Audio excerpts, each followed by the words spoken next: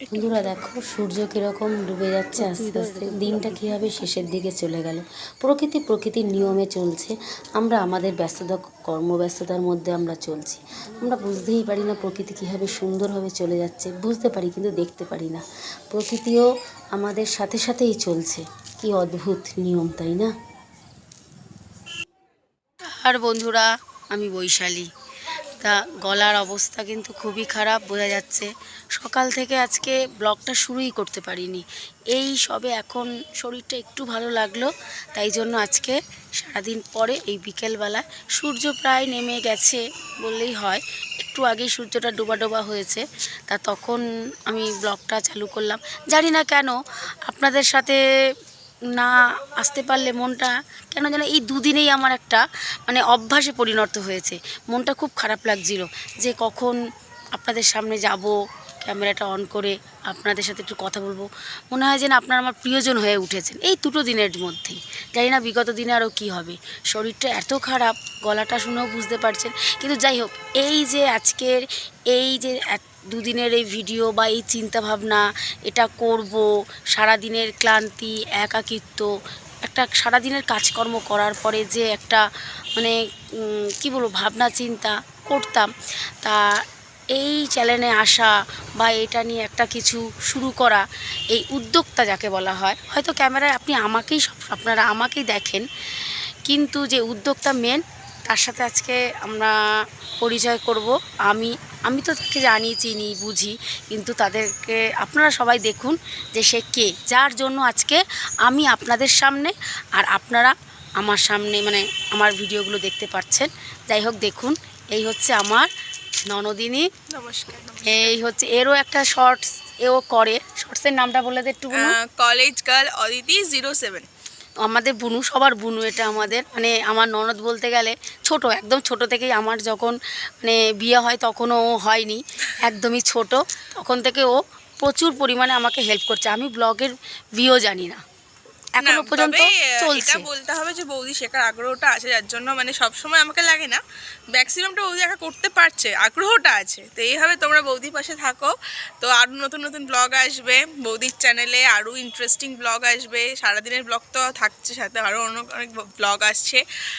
তো বৌদির চ্যানেলটা তোমাদেরকে অবশ্যই সাবস্ক্রাইব করতে হবে, যার জন্য যদি সাবস্ক্রাইব না করো তো তোমরা কি করে দেখবে, সেটাও তোমাদের একটা ব্যাপার। তো অবশ্যই কিন্তু সাবস্ক্রাইবটা আগে করতে হবে, আর বৌদির চ্যানেলটাকে ফলো করতে হবে, সাবস্ক্রাইব সব করতে হবে। তা যাই হোক, তোমরা ভালো থেকো, আর এটুও জানো যে যাতে ননদ বৌদিকে একদম ফার্স্ট থেকে লাস্ট পর্যন্ত দেখা যায়, এইভাবে যেন আমরা দুইজনে ভালো থাকতে পারি। ঠিক আছে, তাহলে আজকে এখন এইটুখানি থাক, আবার একটু পরে আবার আসবো। রাখছি, শ্যুট তো হচ্ছেই। ঠিক আছে, আবার সন্ধ্যার সময় দেখা যাবে কি করবো। টাটা। শুভ সন্ধ্যা বন্ধুরা। মার ছাদে গিয়ে খানিকক্ষণ ননদের সাথে সময় কাটিয়ে শরীরটা যেন কেমন একটা লাগছে, মাথাটা আবার যেন ধরেছে, তাই একটু চা বানিয়ে নিলাম। চা করে নিয়ে তা আমি বলছি চা খাবো, আরও দুজন সদস্য ওরাও বলছে চা খাবে, তা চা করে দিলাম। চা করার পরে এখন ভাবছি কী করি, হঠাৎ দেখছি একটা ফ্রিজে ফুলকপিটাকে একটু কী করা যায়, তা ভাবছি একটু পকোড়াই করি, আর কি করব। সন্ধ্যার সময় দুপুরে ভাত খাইনি, তা ভাবছি দুপুরে যখন ভাত খাইনি, এখন খিদেও পাচ্ছে, কিন্তু ভাত খেতে ইচ্ছা করছে না, মুখটা যেন জ্বর মুখ লাগছে, ভেতর থেকে না খুব উইক লাগছে। তাই যতই হোক কী করব, একার সংসার, সব কিছুই তো করে যেটাই ইচ্ছা হবে সেটাই করে খেতে হবে। তাই ভাবলাম চলো করি, একটু পকোড়া করে নিই। আবার এরই মাঝখানে মনে আছে যে মাসিটার শরীরটা ভালো না, সেও নার্সিংহোমে ভর্তি রয়েছে। ওই যে বন্ধুরা একদিন গেলাম, তারপরের দিন আর যাইনি, কিন্তু মেসোবাড়িতে গিয়ে খানিকটা কাজ করলাম, সেগুলো দেখিয়েছি সবটাই তোমাদেরকে ব্লগের মাধ্যমে। তা যাই হোক, মাসির বাড়িতেও তো যেতে হবে, মাসিকেও দেখতে যেতে হবে। আর যাওয়ার আর সময় হয়ে উঠছে না, কারণ নিজের শরীরটা তো ঠিক ভালো নয়, ওই জন্য আর যাওয়া হচ্ছে না। কিন্তু যাওয়াটাও দরকার, খোঁজখবর নিয়ে মেসোর থেকে, ভাইয়ের থেকে ফোন করে যে মাসি কেমন আছে, তার শরীরের অবস্থাটা কেমন, পরিবর্তন হয়েছে কি না। তা এখন একটু ভালো আছে। তা যাই হোক, পকোড়াটা তো করছি, তার মধ্যে থেকেও বলছি, অনেক কিছু মনেও পড়ছে যে মানুষ আস্তে আস্তে করে কখন সুস্থ থাকে, কখন অসুস্থ হয়ে পড়ে আস্তে আস্তে, সেগুলো বোঝার ঠিক যায় না। তাই যাই হোক, নিজের ভালোটাও তো নিজেকেই দেখতে হবে, তাই একটু করে নিলাম, এই সুযোগে করছি, করে তারপরে যা ভাবছি এই পকোড়াটা করছি আর ভাবছি মাসিকে একটু দেখতে যাওয়া উচিত, মেসো ভাই রানী ওরা যে কি করছে, কতটা কি করছে তাও বুঝতে পারছি না। নিজেরও শরীরটা ভালো না যে আমিও যাব তাদের সাথে সময়টা পুরোটা দেব, সেটাও পাচ্ছি না। কারণ আমারও তো এদিকে একটা সংসার আছে, এই সংসারটাও তো সামলাতে হয়। তা দূর থেকে খোঁজখবরগুলো নিই, আর এছাড়া তো আর কিছু করার নেই। যাই হোক, সব করা হয়ে গেল। ফুলকপির মোটামুটি বাটারটা তৈরি করে নিয়েছি, নিয়ে এবারে কড়াইতে বসিয়ে দিয়েছি। তা ফুলকপিটা বসিয়েছি ঠিকই, কিন্তু এই যে রান্নাঘরটা এলোচেলো হয়ে রয়েছে, চারিদিক অগোছালো হয়ে রয়েছে। পকোড়া করতে নানান জিনিস লাগে, তো সেগুলো চারিদিক ছড়িয়ে ছিটিয়ে থাকলে ঠিক ভালো লাগে না। মনে হয় কখন রান্নাঘরটা একটু পরিষ্কার করব। তো যাই হোক, এদিকে পকোড়াও তৈরি হচ্ছে, এদিকে রান্নাঘরটাও আস্তে আস্তে কৌটোগুলো গুছিয়ে গুছিয়ে জায়গায় দিচ্ছি। আর এদিকে অনেকটা বাসনও পড়েছে, বাসনগুলো বেসিনে রয়েছে। ওই যে আমার পানের একটা কৌটো দেখা যাচ্ছে, আমি তো কম বেশি পান খাই, সেটা তো তোমরা জানছো আস্তে আস্তে যে আমি পানটা খাই। যাই হোক, তাই পানের কৌটোটাও গুছিয়ে রাখলাম, কারণ ওটার সময় সময় আমার ওর খোঁজ লাগে। আর এদিকে বাসনগুলোও মাজি আস্তে আস্তে, মেজে জল ঝরতে দিয়ে দেবো।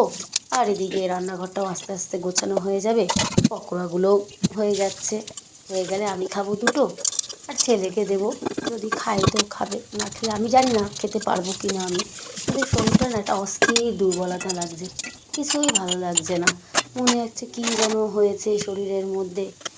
ওষুধও খাচ্ছি কিন্তু কিছুই না, আবার যেন মনে হচ্ছে কী হয়েছে, কিন্তু ভীষণ উইক লাগছে, আর গলাটা পুরোটা ভেঙে গেছে। তোমাদের সাথে ভয়েস দিচ্ছি, তোমরা বুঝতে পারছো যে আমার ফার্স্ট ভয়েসের সঙ্গে এই ভয়েসের কোনো মিল নেই।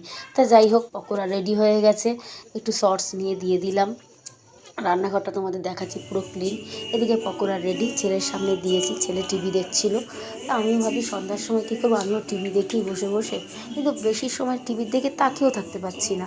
ঠিকঠাক করে ঠাকুর পুজোটাও আমার দেওয়া হচ্ছে না, আমি সন্ধ্যার সময়টা যে ঠাকুরের সাথে সময় কাটাই সেটাও বন্ধুরা দেখতে পাচ্ছ ডিম ভাজা হচ্ছে, আর এদিকে ভাত হয়ে গেছে।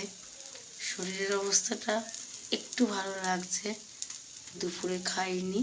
সন্ধ্যার সময় দেখেছিলে যে আমি একটু পকোড়া করেছি, করে একটু খেলাম, কিছু সেরকম মুখে ভালো লাগছে না, তাই তো এখন ডিম ভাজা দিয়ে অল্প দুটো ভাত চেষ্টা করব খাবার, দেখি খেতে পারি কি না। তো ব্লগটি আজকে এই অবধি, আবার আগামীকাল আবার একটি নতুন ব্লগ দেওয়ার চেষ্টা করব। আপনারা সবাই ভালো থাকবেন, সুস্থ থাকবেন, আর যদি ব্লগটি ভালো লেগে থাকে তো লাইক কমেন্ট শেয়ার করতে ভুলবেন না। আশা করছি আবার কালকে সুন্দর একটা ব্লগ দিতে পারবো। রাখি তাহলে বন্ধু, টাটা।